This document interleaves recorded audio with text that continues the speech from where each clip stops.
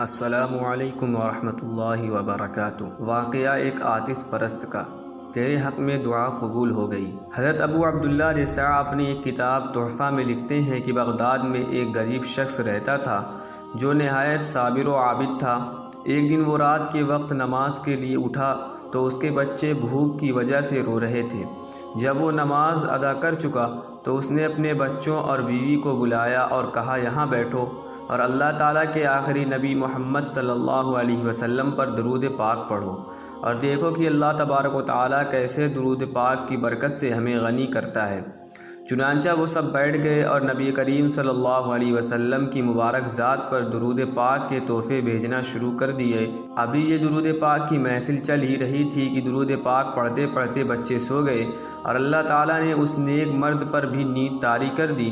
جب آنکھ سو گئی تو قسمت جاگ اٹھی اور وہ شاہ کونین صلی اللہ علیہ وسلم کے دیدار کی دولت نصیب ہوئی، اور سلطان دو جہاں نبی کریم صلی اللہ علیہ وسلم نے اس شخص کو تسلی دی اور فرمایا، جب اللہ تعالیٰ کے حکم سے صبح ہوگی تو اے پیارے امتی، تجھے فلاں مجوسی کے گھر جانا ہوگا اور اسے میرا سلام کہنا، نیز یہ کہنا کہ تیرے حق میں جو دعا ہے وہ قبول ہو چکی ہے، اور تجھے اللہ تعالیٰ کے رسول فرماتے ہیں کہ اللہ تعالیٰ کے دیے میں سے مجھے یعنی قاصد کو دے۔ یہ فرما کر رسول اللہ صلی اللہ علیہ وسلم تشریف لے گئے اور وہ نیک مرد اور صابر مرد بیدار ہوا تو مسرت و شادمانی سے جھوم اٹھا، لیکن اس نے دل میں سوچا کہ جس نے بھی خواب میں حضور صلی اللہ علیہ وسلم کو دیکھا تو اس نے الحق حضور صلی اللہ علیہ وسلم کو ہی دیکھا، کیونکہ شیطان کی یہ اوقات نہیں کہ وہ حضور نبی کریم صلی اللہ علیہ وسلم کی شکل میں آئے، وہ تو حضور صلی اللہ علیہ وسلم ہی تھے۔ اور ساتھ ہی یہ بھی سوچتا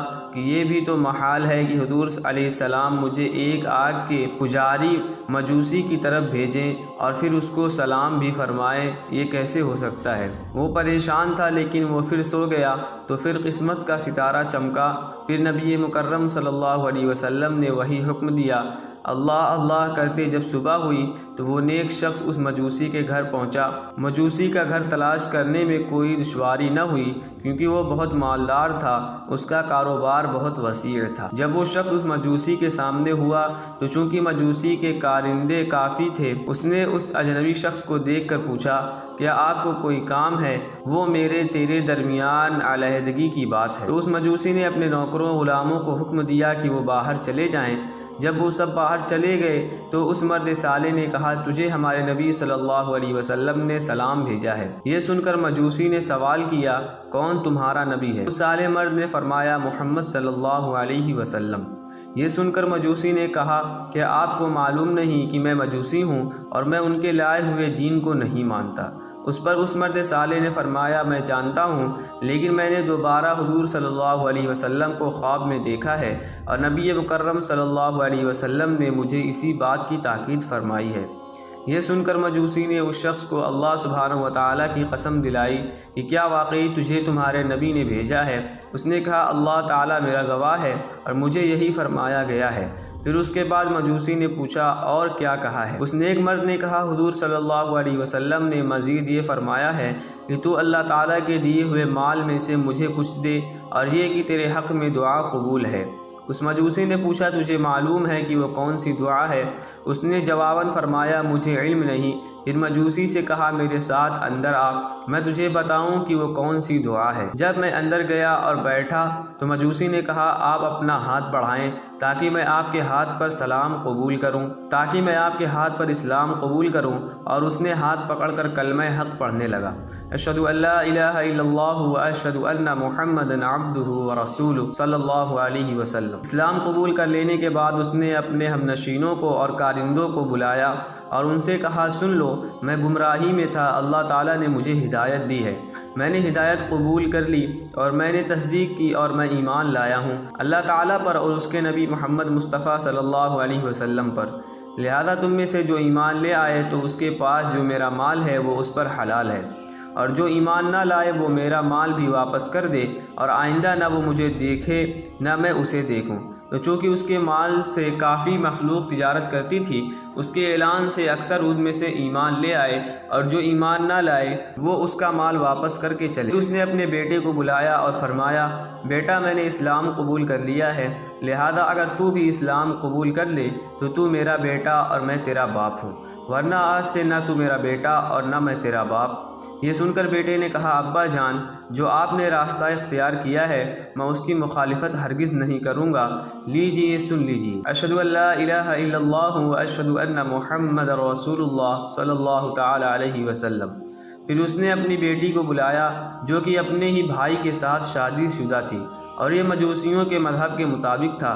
اس نے اپنی بیٹی سے بھی وہی کچھ کہا جو اپنے بیٹے سے کہا تھا۔ یہ سن کر بیٹی نے کہا، مجھے قسم ہے خدا کی، میری شادی کے دن سے آج تک اپنے بھائی کے ساتھ ملاپ نہیں ہوا، بلکہ مجھے سخت نفرت رہی ہے۔ اور اس نے بھی کلمہ حق پڑھا، اشہد ان لا الہ الا اللہ و اشہد ان محمد رسول اللہ صلی اللہ تعالی علیہ وسلم۔ یہ سن کر باپ بہت خوش ہوا۔ پھر اس نے مرد صالح سے کہا کہ آپ چاہتے ہیں کہ میں آپ کو وہ دعا بتاؤں جس کی قبولیت کی خوشخبری آپ مجھے سنانے یہاں تشریف لائے ہیں، اور وہ کیا چیز ہے جس نے رسول اکرم صلی اللہ علیہ وسلم کو مجھ سے راضی کیا ہے؟ مرد صالح نے فرمایا، ضرور بتائیے۔ اس نے کہا، جب میں نے اپنی بیٹی کی شادی اپنے بیٹے سے کی تھی تو میں نے عام دعوت کی تھی، سب لوگوں کو کھانا کھلاتا رہا، حتیٰ کہ کیا شہری کیا دیہاتی سب کھا گئے۔ جب سب کھا کر فارغ ہو کر چلے گئے تو چونکہ میں تھک کر چور ہو چکا تھا، میں نے مکان کی چھت پر بستر لگایا تاکہ آرام کروں، اور میرے پڑوس میں ایک سید زادی جو کہ سیدنا امام حسن رضی اللہ تعالیٰ عنہ کی اولاد میں سے ہے اور اس کی چھوٹی چھوٹی بچیاں رہتی تھیں۔ جب میں اوپر لیٹا تو میں نے ایک صاحبزادی سے سنا، وہ ننھی بچی اپنی والدہ محترمہ سے کہہ رہی تھی، امی جان، آپ نے دیکھا کہ ہمارے پڑوسی مجوسی نے کیا کیا ہے؟ ہمارا اس نے دل دکھایا ہے، سب کو کھلایا مگر ہمیں اس نے پوچھا تک نہیں ہے، اللہ تعالیٰ سے ہماری طرف اچھی جزا نہ ہے۔ جب میں نے اس ننھی شہزادی کی یہ بات سنی تو میرا دل پھٹ گیا اور سخت کوفت ہوئی، ہائے میں نے ایسا کیوں کیا؟ میں جلدی سے نیچے اترا اور پوچھا کہ یہ کتنی شہزادیاں ہیں، تو مجھے بتایا گیا کہ یہ 3 شہزادیاں ہیں اور ایک ان کی والدہ محترمہ ہے۔ میں نے کھانا چنا اور 4 بہترین جوڑے کپڑوں کے لیے اور کچھ نقدی رکھ کر نوکرانی کے ہاتھ ان کے گھر بھیج دیے اور خود میں دوبارہ مکان کی چھت پر چڑھ گیا۔ جب وہ چیزیں جو میں نے حاضر کی تھی ان کے ہاں پہنچی تو وہ بہت خوش ہوئیں اور شہزادیوں نے کہا، امی جان، ہم کیسے یہ کھانا کھا لیں، حالانکہ بھیجنے والا مجوسی ہے؟ یہ سن کر ان شہزادیوں کی والدہ محترمہ نے فرمایا، بیٹی، یہ اللہ تعالیٰ کا رزق ہے، اس نے بھیجا ہے۔ تو اس پر ان شہزادیوں نے کہا، ہمارا مطلب یہ نہیں ہے امی جان، بلکہ ہمارا مطلب ہے کہ ہم اس کھانے کو ہرگز نہیں کھا سکتے جب تک وہ مجوسی ہے، پہلے اس کے لیے اپنے نانا جان کی شفاعت سے اس کے مسلمان ہونے اور اس کے جنتی ہونے کے لیے اپنے نانا کے اللہ تعالیٰ سے دعا کریں۔ ان شہزادیوں نے دعا کرنا شروع کی اور ان کی والدہ محترمہ آمین کہتی رہیں۔